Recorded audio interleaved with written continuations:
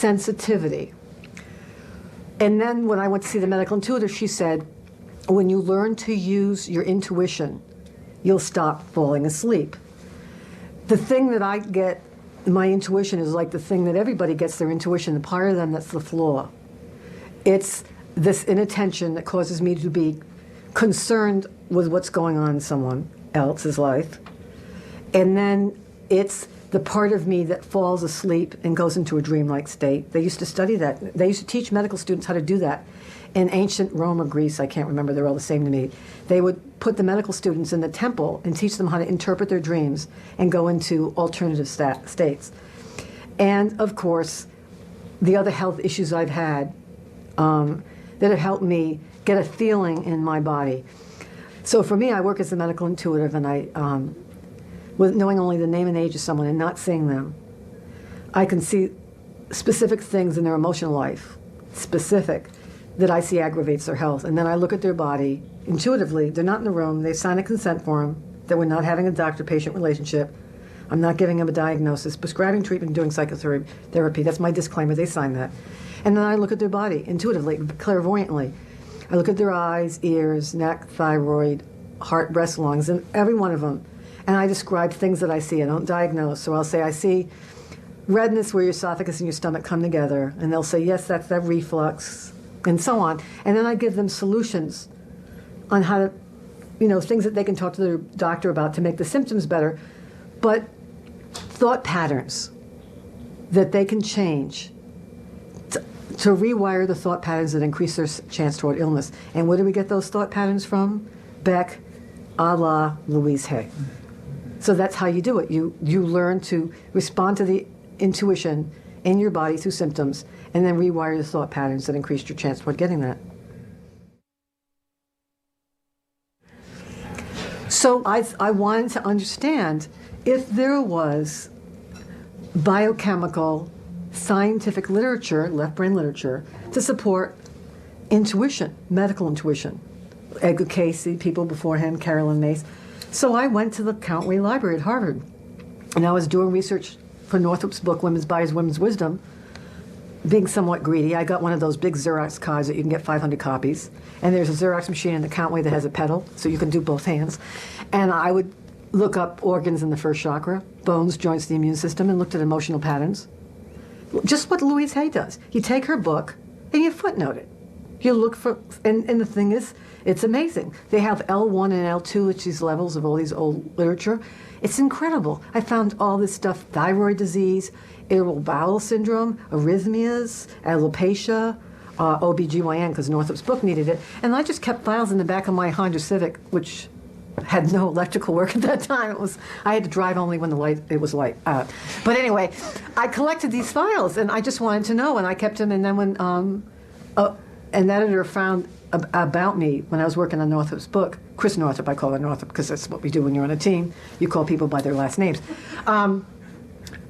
She said, can you write a book? I said, sure. She said, how can you do it? How long can it take? I said, about 8 months. She said, you're kidding. I said, oh no, it's ready to go. Because I had my 3-ring binders. And I had my little, when I read something, I put it on the card and that's done. My favorite part, when the book came out, of course my thyroid fell out. Graves' disease, my TSH went zip, 0. It's because I was afraid of talking about it because I'm a doctor and I don't want to lose my license and have people, throw a fit. Anyway, so of course it was a really bad environment, and 2020 asked to come film me. So I said, okay. So they came. This guy puts me in a chair and he's got the thing there. And I won't even use his name because I don't want his aggravation. But anyway, so he starts rolling the camera and my cats were in the room. And he says, do you talk to the dead? And I went, no, I don't talk to the dead. I can see them, but I don't talk to them. Why would I want to talk about them with them? And he got a little mad. He said, he kept asking me the same questions. And he said, clearly, there is no scientific evidence to suggest that thought patterns are related to health, that there's anything to do with medical intuition. And I was sitting next to the cabinet with these 3-ring binders. I went, I am so glad that you asked. And the cameraman, I said, these binders, I said, this first chakra, and they're clearly labeled because I am, a little bit of obsessive compulsive. We all have a little inner Martha Stewart. Anyway, I said, for example, Mr. Brown, not your real name. I took the 4th chapter. I said, if you were to have problems with unresolved hostility in relationships. The guy starts to get really nervous. I said, you would have an increased risk for cholesterol and heart attack, dying, sudden death from a heart attack. And the guy starts to look at it. I said, but there's more. They have a study here that says that when you learn how to fully express and release your hostility, you lower your risk of dying from a heart attack. Don't you think that's important information? Medical intuition can call it fourth emotional center or fourth chakra, or biological research can call it hostility, which is really you're mad as hell. Either way, I think it's unconscionable to prevent people from hearing this material. And he said, cut, and that was it, and they decided not to do it because it wasn't a flake kind of thing that would reveal it. You know what I'm saying? Test 1, 2. The boy stood on the burning deck, which was made of brass. He did a triple somersault and landed on his hands and knees. Louise has affected my life profoundly in many, many ways. And I can recall the first time I was chatting with her, and it was on a tour of Australia, and it was one of the first conversations we ever had. And so I was trying to rush her around, and no one should rush Louise around. She is right time, right space, all in its good time type of person. And I said, Louise, let's do this and let's kill two birds with one stone. And Louise looked at me horrified and said, why would you want to kill two birds? So from that moment on, I was really careful. Now I say, let's kill two stones with one bird. And it says a lot about her, because she always walks a talk, and she's always careful in the choice of words, and everyone around her seems to pick up on that. And I find that from that moment on, I really was careful in what I said. I stopped saying, I can't stand this, that person's a pain in the neck, or I'm hopeless, because I'm hopeless because I can't remember people's names, or I'm useless because I lose the car keys. From the first time I met Louise, I realised how important your word is, and how it can affect your character, your self-esteem, who you believe you are. And so I always try to be impeccable with my word.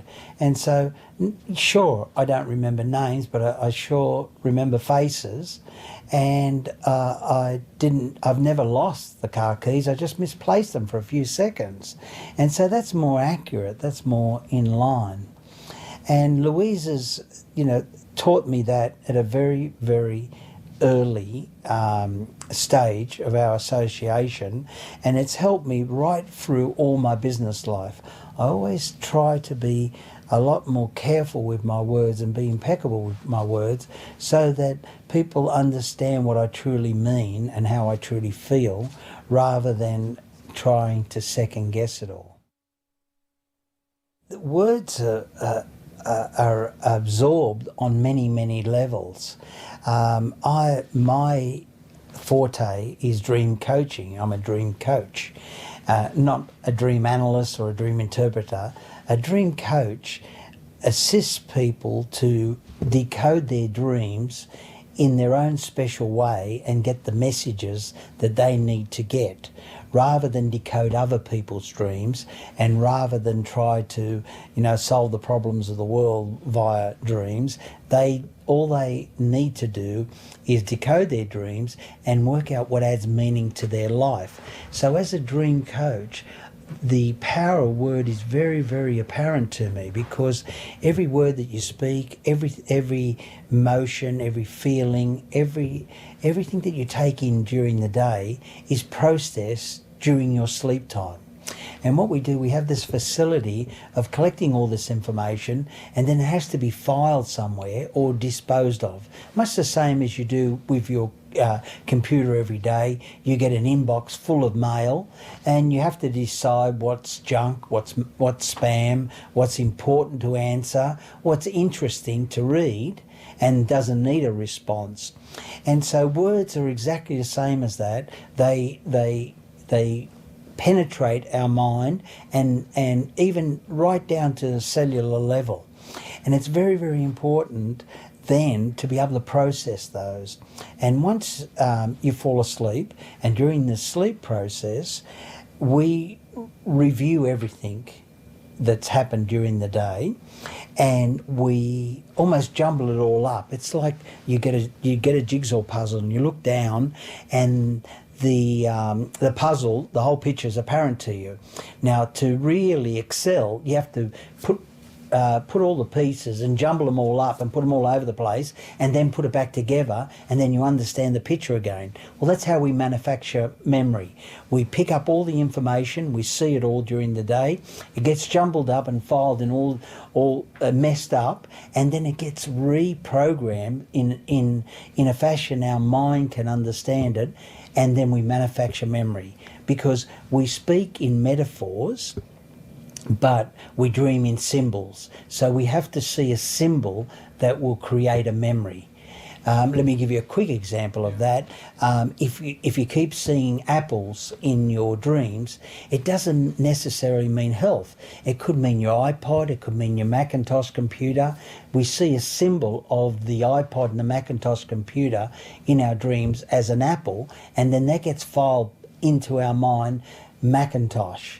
It could mean forbidden fruit. It could mean enlightenment. It doesn't matter what it is you dream or the words you hear during the day, they still have to be processed as symbols.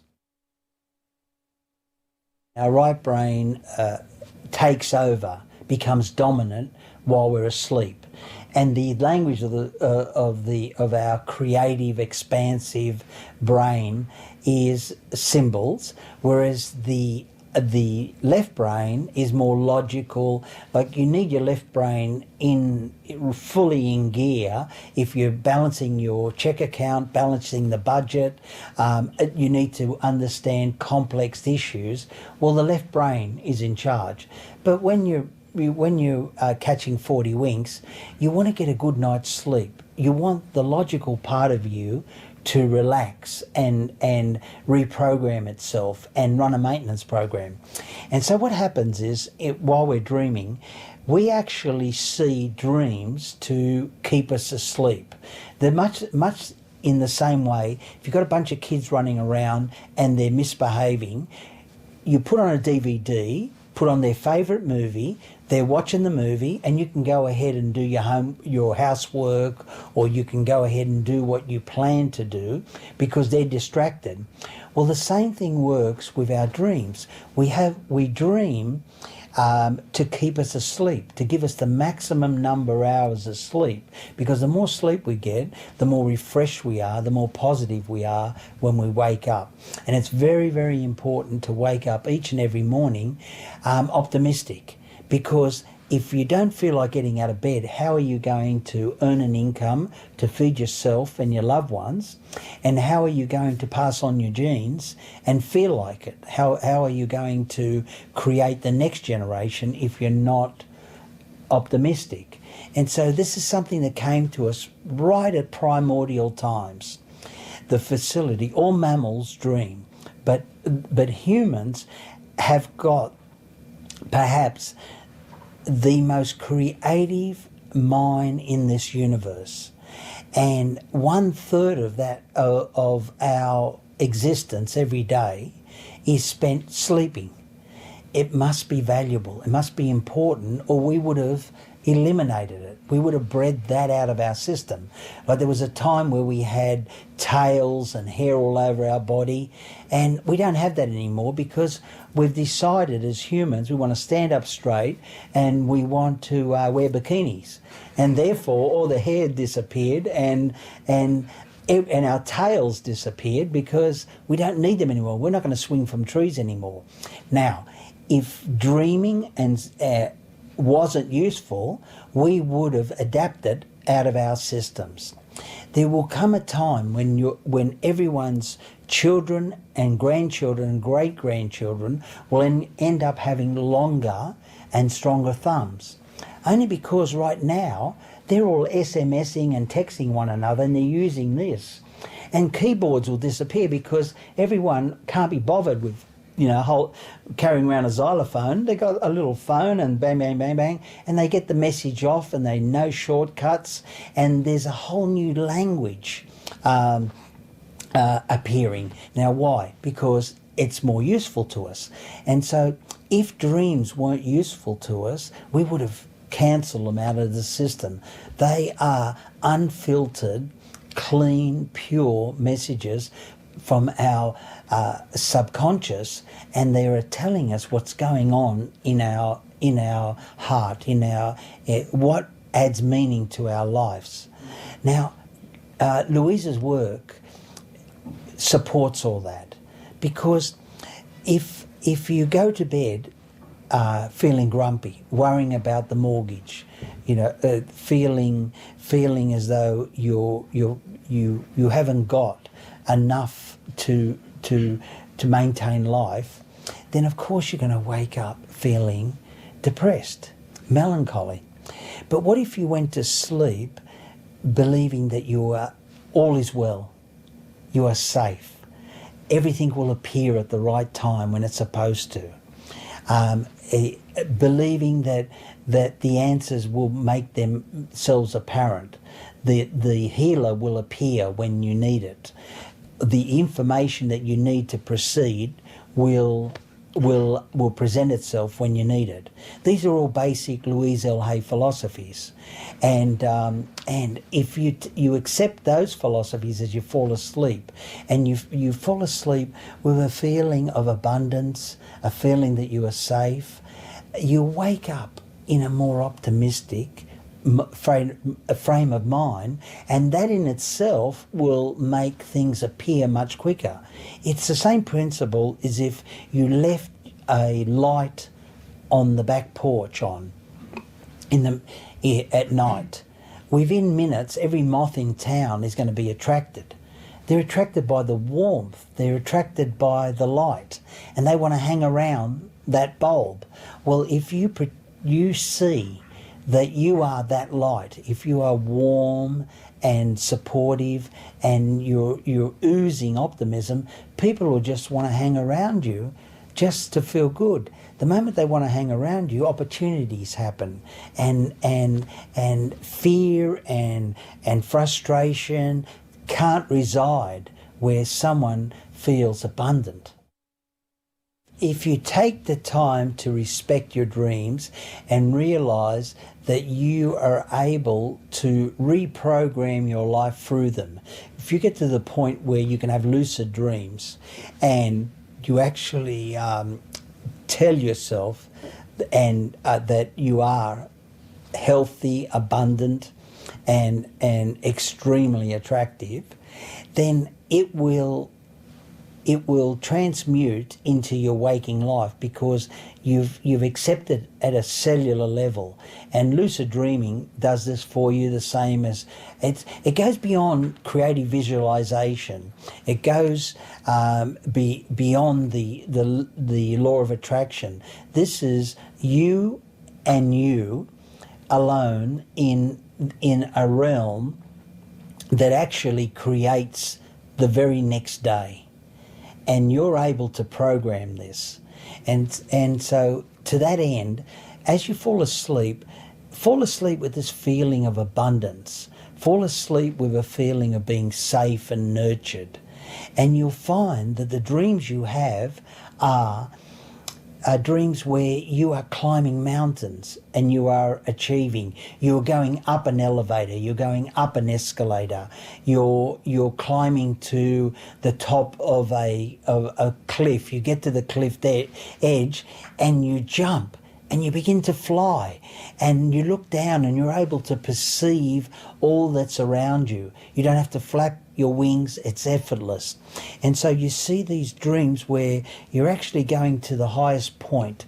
A lot of dreams will be in the attic of the house, on the top of a house, on top of a building.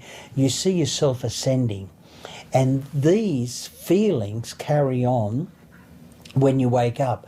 You don't know why. You don't even have to recall your dreams. You wake up and you feel refreshed and optimistic. Now the idea is to make sure you go to sleep with the creation of these feelings. I recommend to anyone that I work with, grab a deck of Louisa's Power Thought cards and just go through the cards and see which one resonates you and with you that particular night. And take that card and put it underneath your pillow and sleep on it.